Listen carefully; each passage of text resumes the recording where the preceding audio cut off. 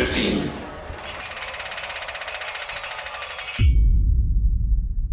Okay. Thanks for such a wonderful introduction there. I hope I live up to your nutty expectations tonight. It's a privilege to be asked to come back. I was here the other day for Intelligence Squared, which was a great debate, and to be asked back twice in 2 weeks is fantastic. So, I'm going to talk about Marie and myself, because I think that's really probably the bit that at the moment is closest to my heart. I met her 10 years ago, just before the Iraq war was starting. All of the world's press were geared up, waiting to go into Iraq. And we'd all kind of gathered in a horrible little village in northeastern Syria called Qamishli. No offense to Qamishlians, if there's any in the audience. But we'd been there for months, really. And the Syrian secret police kept us all in a hotel, and every day we had to go and ask them, can we go into Iraq? And they'd sit there and say, no, have a cup of tea. Whereas the Welsh press would all sit down, have a cup of tea, and we'd come back the next day and do the same thing, and the next day and do the same thing. After about a month, we'd sit and drink tea. The door opened one day. It was kind of burst open, and there stands Marie on a little balcony, and she just stands there, looks around the room, and goes, my God, they're drugging the fucking journalists. And left. She didn't even ask how to do it. So that was my first introduction to Marie. It was like a 10-second burst of Marie was enough to make me go, I like her. Later on that evening, we were all in the hotel. She came back in, and she just stood there again. She goes, where's the boat builder? And I'd secretly built a boat and tried to sail into Iraq on rubber tires, and I got caught and arrested, and that's another story. But Marie then kind of sought me out, and she goes, bottle of whiskey, and we sat down. She goes, tell me about your boat. And that was it, really. She went off. She said, I'll come back for you. We're going to Iraq together.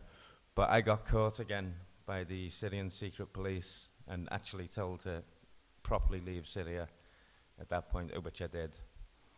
The next time I met Marie was I got a call from the Sunday Times picture desk and said, Paul, you know Marie? And I was like, yep. And said, do you want to go to Libya with Marie? And I was like, absolutely.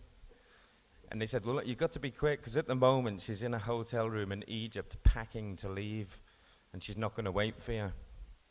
I was in Totnes in Devon. She said, can you be in Egypt tomorrow morning? Otherwise, Marie's just going to flip and go on her own. So I kind of started packing my cameras, and I actually made it to Egypt for 10 o'clock the next evening as planned. And Marie literally came down to meet me in the bar with a rucksack. And I'd just come in, and she goes, let's go.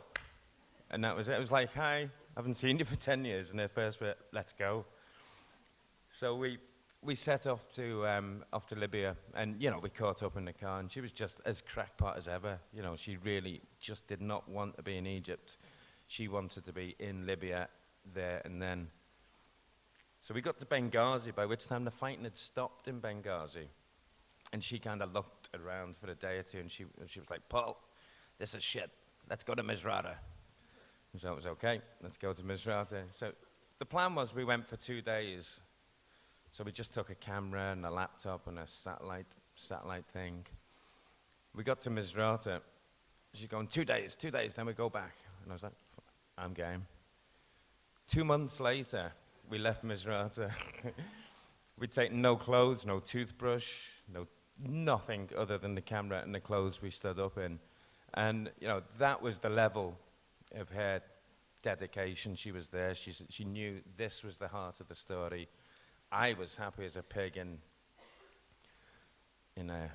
shite.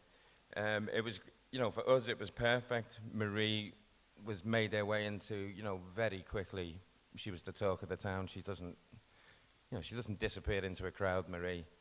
She had the Misratans' full attention, and I was running up and down the front line with her. And to work with someone on that level, with that level of devotion and passion, was truly, truly an eye-opener. I'd worked obviously with lots of correspondents, but, the energy trying to keep up with that. I mean, no wonder she broke photographers all the time. I used to get calls, she's broken another one. But the same with drivers and translators. Anyone who said, no, it can't be done, I'd sit in the back of the car going, oh, no, don't say that, mate. I'd just say it's a little bit difficult, or it may take a day or two, but don't say no. And so you get these kind of big Libyan rebels who'd say, I'm your driver. And a week later, you're counseling them. They're sitting there going, yeah. Just go home and have a rest and see your children. She had fantastic life. She goes, oh, where's Droopy? Where's Dopey? And you knew which one she meant, so it's like I've sent him to rehab.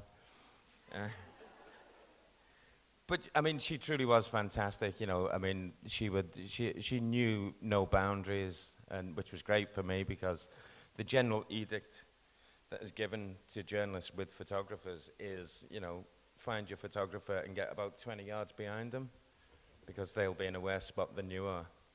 With Marie, I'd be at the front line and you'd see her ambling past with a notepad, kind of 20 yards in front of rebel positions. And I think, she was completely unaware she was. She was just like, where's the story? So that was Marie. She was beautiful and dangerous and courageous.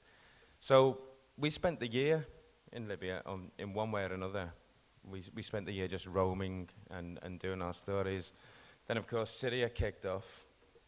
I got a normal phone call. Paul, can you be in Beirut tomorrow at 6 a.m.? It gives me like 6 hours, and I'm going, why? Because Marie's in Beirut, and she's leaving tomorrow, and she really wants you with her, and you better get there. So off we go again. I mean, this time it was different because there were no smiley, happy rebel faces waiting for you when you got into Syria. It was very much midnight at the border, dressed in black, with smugglers who would literally, you would wait for a sign, and you would kind of gently walk 50 meters past a regime watch post or group of soldiers. It was there was not much joviality en route, where you would be met by most Free Syrian Army soldiers who would move you. Literally, sometimes it'd take half a day to go 500 meters. The country was in lockdown. There were no safe areas. There was nowhere you could go and put your feet up and relax. It was a bad situation, and the difference between Syria and Libya became apparent after about 5 minutes of being in there. You knew this was different. So we made the decision. Yep, let's go to where's the most dangerous place in Syria? Is Bab al-Amra. That took about a minute to make that decision. Oh, we're going to Bab al-Amra. Okay, right, let's go. And these Free Syrian Army guys, you going where? You going, we have some nice little places, and it's like, no, Bab al-Amra. So they kind of got onto us pretty quickly, made it possible. The journey across Syria was spooky enough.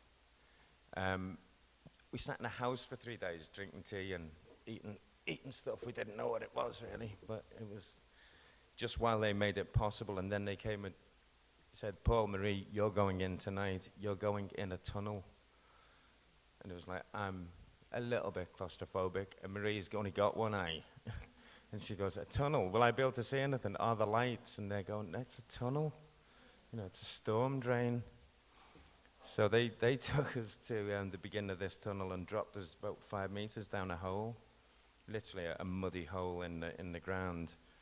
And we got there, and they chiseled out a small hole in a concrete tube. And so we put Marie in first, and you could just hear this voice going, ow, ow, it's a fucking hole. I'll be with you in a moment, Marie. And they kind of lowered me down. So as we start walking, you couldn't stand up. It was actually about this high, so you had to bend double with your bags on you. And it was 3 kilometers. I thought it was about 300 meters. And so it was like 3 kilometers. And so we start yumping down the tunnel. And then in the back, one of the guys starts singing kind of martyr songs, which roughly translated, we're all going to die, and hasn't it been great, and all of that.